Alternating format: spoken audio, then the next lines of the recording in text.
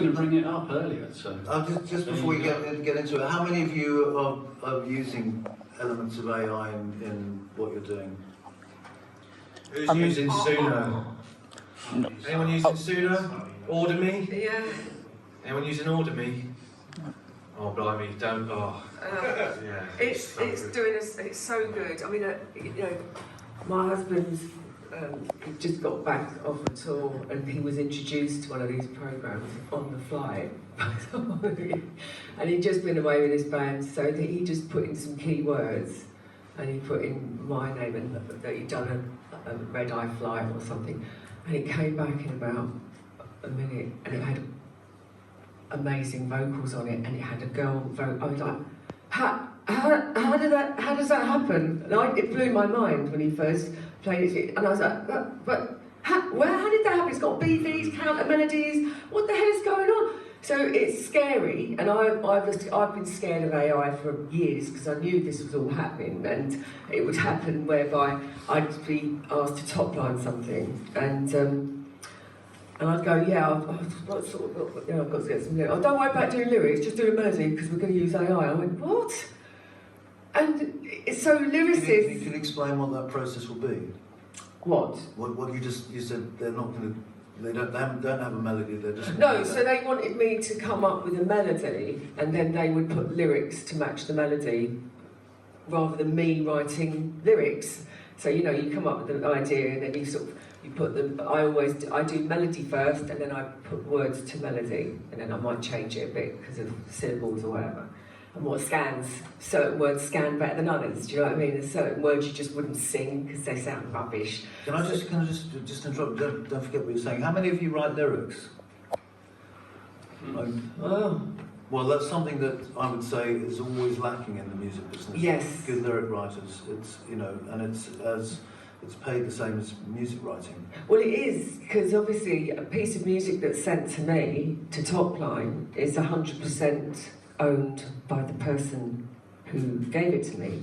But of course, once I get my little dirty fingers all over it, I've got 50% and they've got 50%. So the melody and the lyric is classed as 50% to a piece of music. But obviously, if there's a separate lyricist, it's 25-25. And then the music is 50%.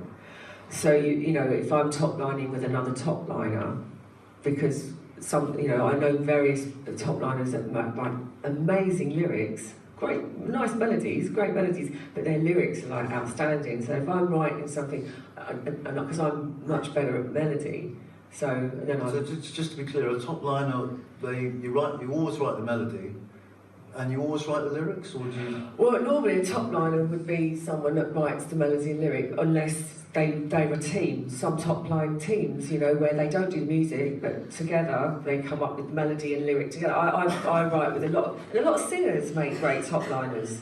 You know, if you're a singer, you've got a good ear, so it's coming up with ad-libs. You know, like when you finish the session.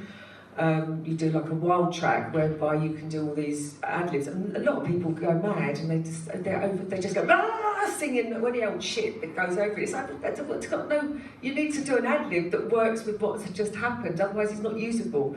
So a good singer who's coming up with really good ad-libs, of course, not half the time, you're in a studio booked to do a session. It used to happen to me when I was working with Steps, so I'd come up with a load of ideas because they'd say, so my ad-libs would suddenly start being used as a verse, or I'm like, oi, oi, oi, and this was going on a lot. And then they said, oh, do you want to come and write with us? I said, bloody, I've been writing with you for the last 3 years. Go on, I'll come in this time and get bloody recognised for it. So that's what I used to be one of their writers at PWL.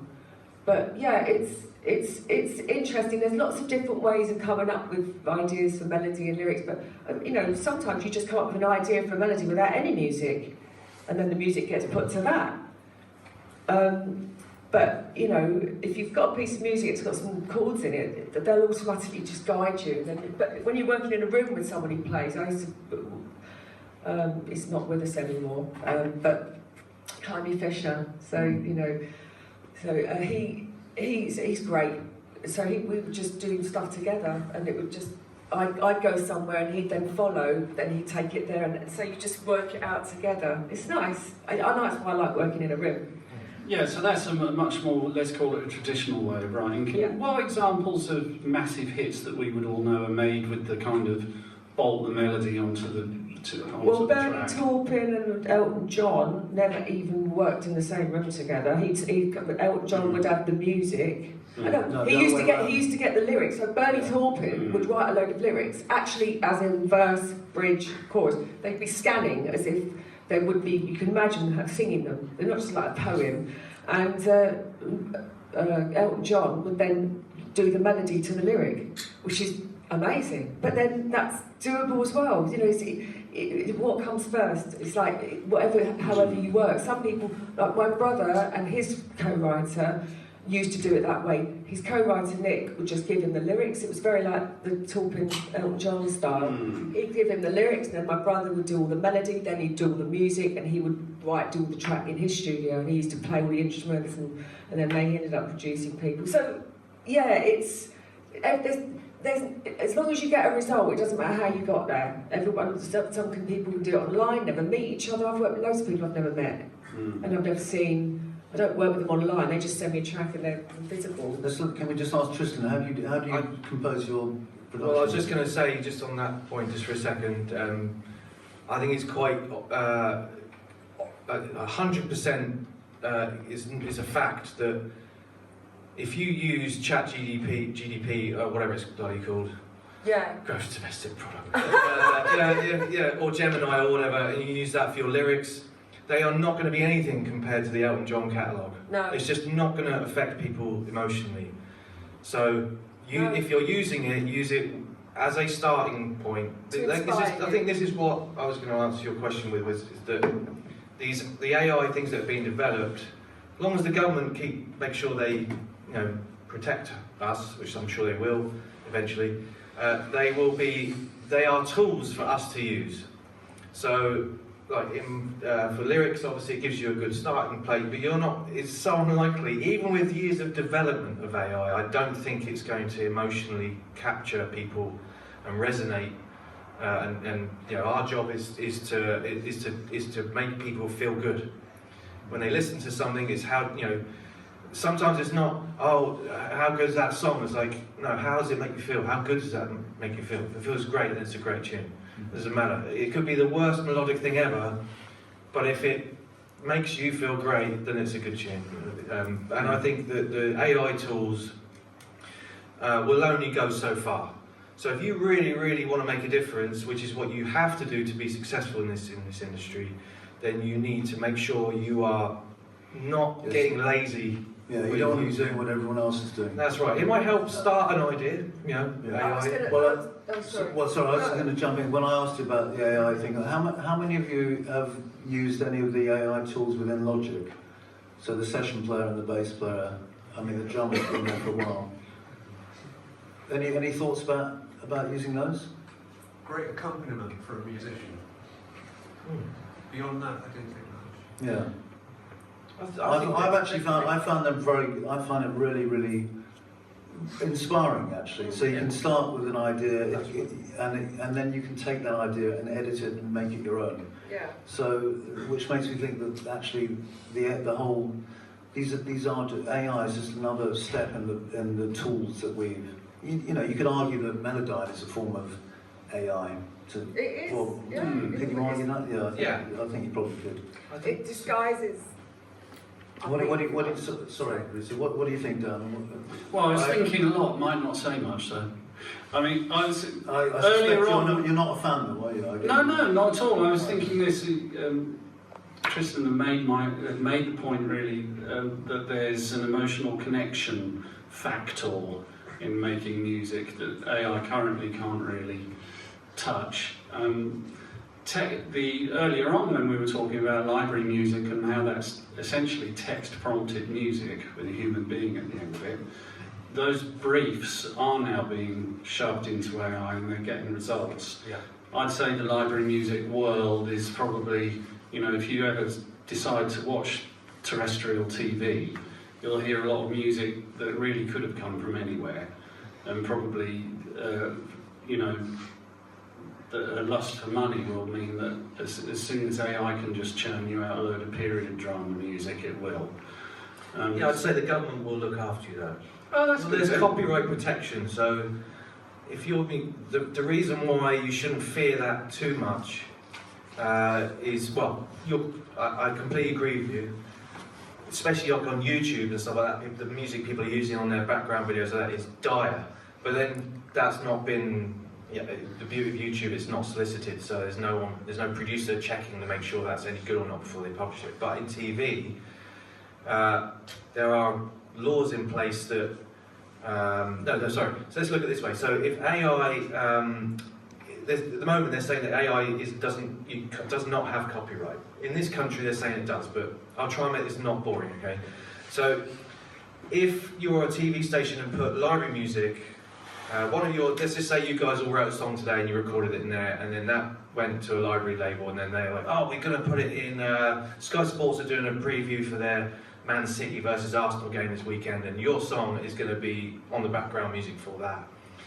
So basically, if you guys ripped off another song, you would be liable for a lawsuit if you'd ripped off someone else. If it was AI writing it, and they used an AI song rather than you, there is nobody to sue. So therefore, if, let's say Marvin Gaye wanted to sue you because they thought, you've used our melody, you've used our, that's our song, the TV company who's placed the song in the advert, they would be liable for being sued. Whereas if you'd written it, claimed it was yours, and then you would be sued, not the TV station. Oh, so there's an incentive to use people. Exactly, yeah. So that's why I said that the government should protect, and it probably will stay like that because of there'll be serious litigation mess if they don't. So, but you are 100% right in the standards. I completely agree. Well, I think there's, what's emerging is two sides to the debate, isn't it? So there's the copyright protection and who makes the money and how, and who owns the intellectual property. And then there's just if you're a creative person and you're making music, which you all are, it's how you just integrate that into your toolkit, which is what's happening. I remember when I first saw Stem Splitter on Logic, I had to go and lie down for 2 days. It was like, I was just like, it's the end. I put the Steely Dan track in, I pulled it all apart, it's the end. You can just, sampling, it's the end, you just have what you want. And then a few days later I was going, oh, this Stem Splitter thing's interesting. And now I use it, as I was saying earlier, I just started work with someone.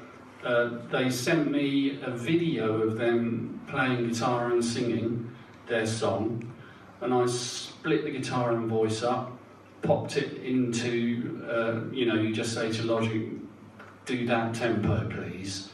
Half an hour later I've got an arrangement around it, and weirdly the vocals sounded great as well. So that's really an example of going somewhere that you didn't want to go, and then you go there, and then the next thing you know is something you weren't expecting is happening, which for this thing it was like, oh, there's a quality in the voice that actually I'll probably, when we go to sing it properly in the studio, I bet I don't get that. So, this comes back to what we were saying about keeping current and keeping relevant, but also keeping an open mind, isn't it? That's hard for me to do, Phil.